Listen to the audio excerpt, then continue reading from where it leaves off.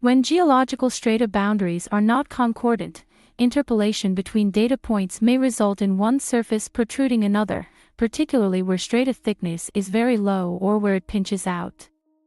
In such situations, we may have to manually correct the surface. In this episode, we will discuss how to correct a raster surface using raster calculator.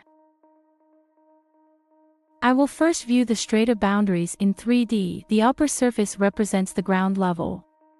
When viewing vector surfaces in the QGIS 23JS 3D exporter, I will need to adjust the elevation attribute in the layer properties. I will also check the 3D display of the raster layer. As observed, the lower surface protrudes above the ground level at one corner where there are no data points.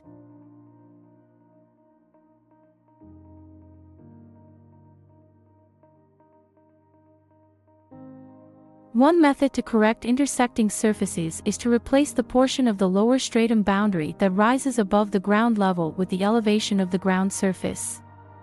To achieve this, I can use the raster calculator to generate a new corrected surface. The first part of the formula I'm using dictates that if the ground level is higher than the base of the stratum, the elevation of the stratum base should be returned. The subsequent part following the plus sign states that if the ground level is equal to or lower than the base of the stratum, the elevation of the ground level should be returned.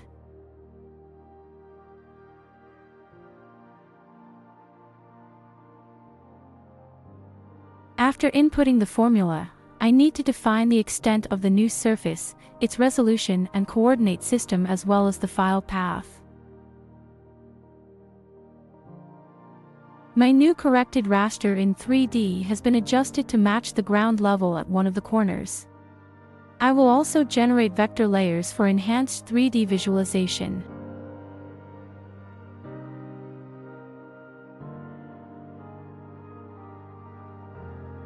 The next step is to merge the vector layers to create a strata volume, which is shown in another episode. I hope you have enjoyed this short episode.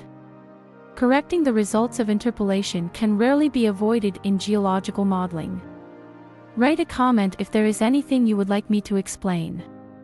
Thank you for your time and don't forget to subscribe.